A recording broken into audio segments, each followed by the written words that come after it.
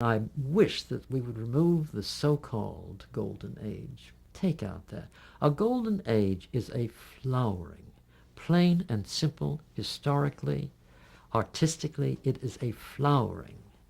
It is not a zenith.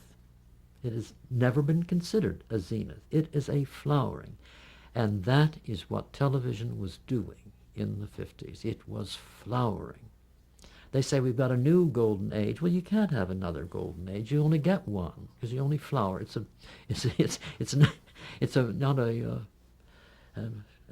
an annual or whatever you call a flower that's going to come up every year. But I call it the golden age because it was. And I also say that it was a decade of opportunity. Never, to my knowledge, at any point in the history of this country, was there such a chance for talent. As I said, if you could write, you couldn't help but get discovered. Hanging on was another matter, but you could get discovered. Same with actors. It used hundreds of actors every week. Never, anywhere, at any time, was there so much work for creative people. And that's pretty golden. I always say there was gold dust in the air.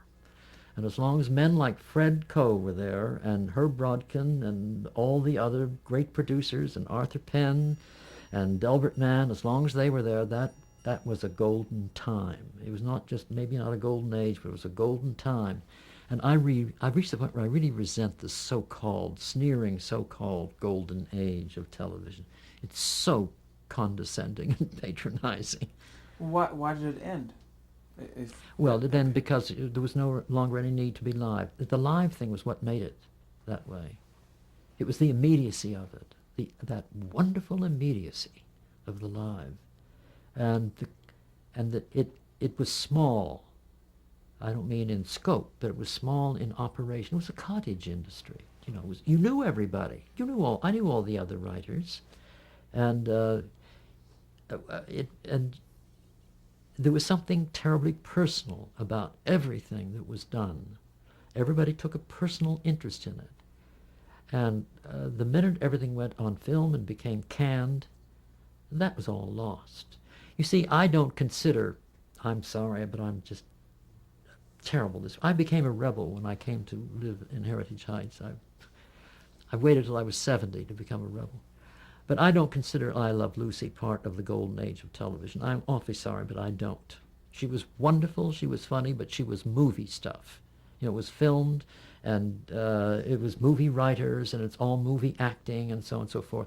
The golden age, for me, is what we are talking about. The plays, and Sid Caesar, and Ed Sullivan, and Martha Ray, and Red Skelton, and Patty Chayefsky.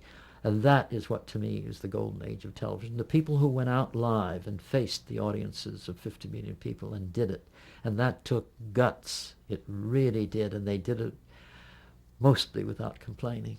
And there was something really wonderful about being there. And my original idea in life was to write plays for Broadway. And I got there. I've always been glad that I got there.